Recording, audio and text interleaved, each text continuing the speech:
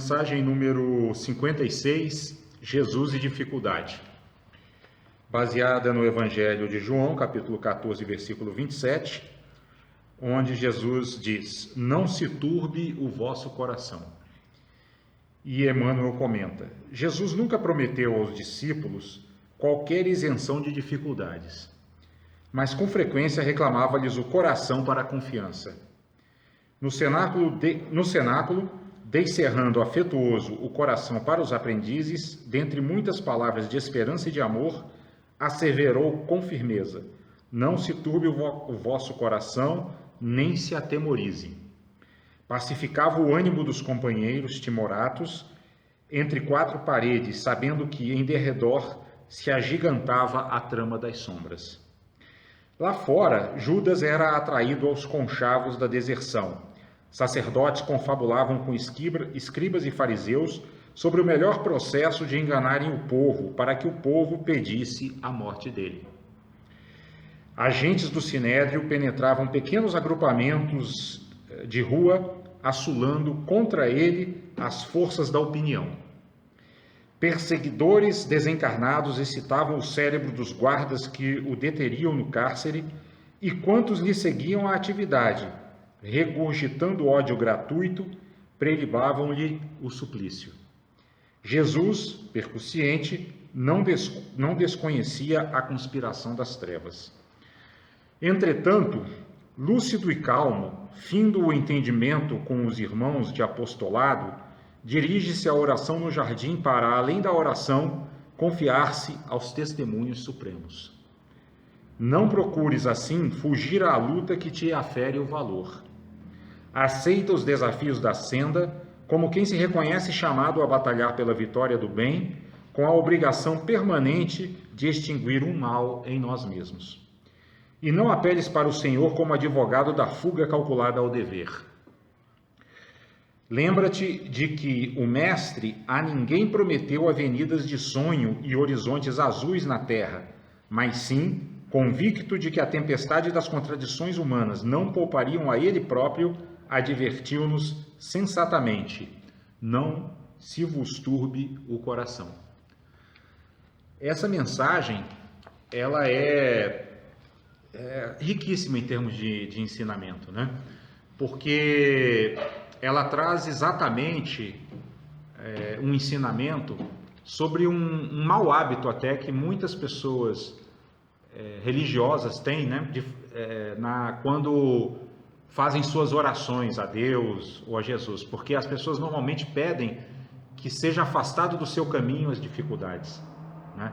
E os ensinamentos cristãos e a própria vida de Jesus nos mostram que o mundo é permeado de dificuldade, né? Tanto que o próprio Jesus, que era um espírito iluminado, um espírito perfeito, né, foi, como diz a própria mensagem aqui, supliciado, né? Ou seja, foi crucificado, né? Então, nem mesmo o comportamento puro pode muitas vezes nos evitar que a gente passe por determinadas provações, né? Por exemplo, no caso de Jesus, quando ele veio ao mundo, ele veio para trazer essa mensagem de progresso espiritual, para nos legar um caminho de como avançar espiritualmente, né? Mas ele sabia que ele estava encarnando num planeta de provas e expiações, e que esse mundo externo tinha o seu próprio funcionamento, né? E que para cumprir a sua missão, ele teria que superar e enfrentar diversos obstáculos, né? Quais são os obstáculos? A própria ignorância humana, né? É claro que ele, como espírito iluminado, ele poderia,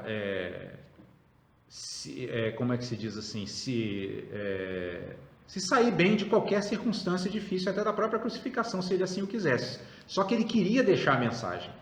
E para deixar a mensagem, para deixar o modelo de comportamento para os seres humanos, aí ele sabia que teria que passar por uma série de circunstâncias, né, mostrando a nós como é que se enfrenta essas circunstâncias difíceis com bom ânimo, né? Então, é por isso que quando ele está aqui nessa passagem de João é exatamente quando vocês vejam que tem um ponto aqui onde Emmanuel no comentário fala assim: ele foi ao jardim para rezar.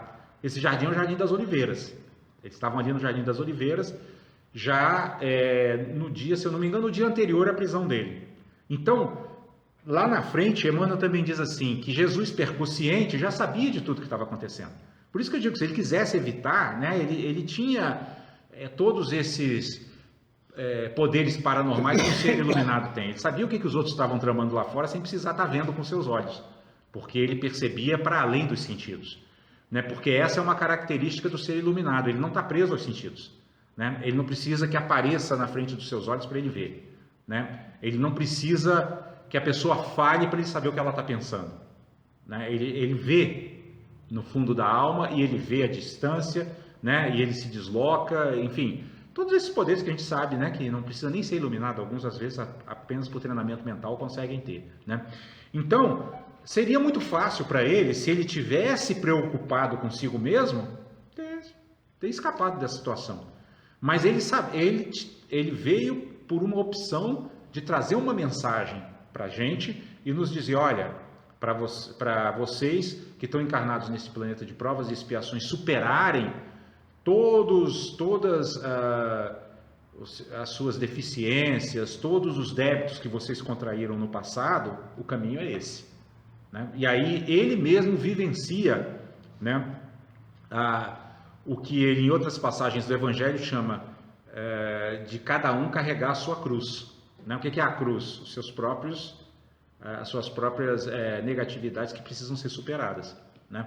Então é por isso que Emmanuel aqui na descrição, né, ele diz assim: lá fora Judas era atraído aos conchavos da deserção. Sacerdotes confabulavam com escribas e fariseus sobre o melhor processo de enganarem o povo para que o povo pedisse a morte dele. Olha que interessante, naquela época não tinha a mídia como tem hoje, né?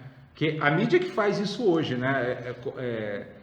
Direciona o povo para que o povo tenha uma opinião formada do jeito como eles querem que o povo forme. Então, quando eles querem, por exemplo, a gente já viu muito isso, colocarem alguém lá no ápice do poder, eles fazem toda aquela propaganda positiva e a pessoa sobe, né?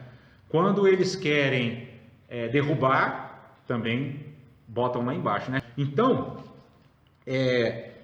aquela época não tinha ainda esses meios de comunicação como tem agora, mas mesmo assim os fariseus, que eram muito poderosos, fizeram essa propaganda, né, para que o povo, na hora que fosse conclamado a opinar, opinasse pela morte dele, porque eles estavam muito preocupados que Jesus, com todas as habilidades e a inteligência que tinha, pudesse tomar o poder deles, o que não era a intenção dele em momento nenhum, mas eles não conseguiram enxergar isso.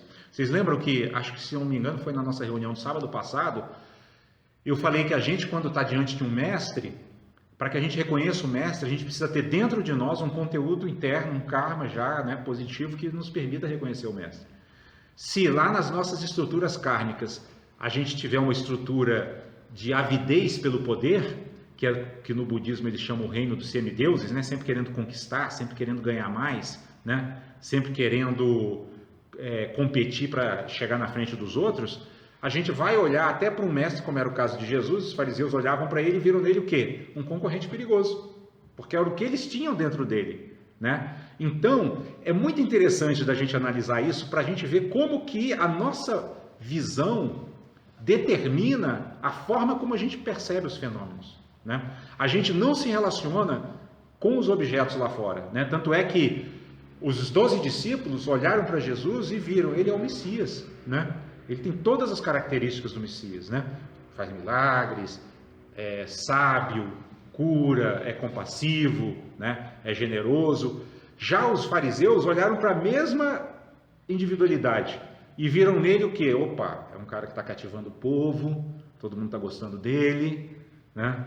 Acho que ele está preparando uma revolução, vai nos tirar do poder. E vocês percebem como que é isso que a gente tem designado aqui como sabedoria do espelho? A gente vê lá fora, percebem? O conteúdo interno da nossa mente. Então, se eu estou pronto para ver o mestre, eu me deparo com ele e já imediatamente o reconheço.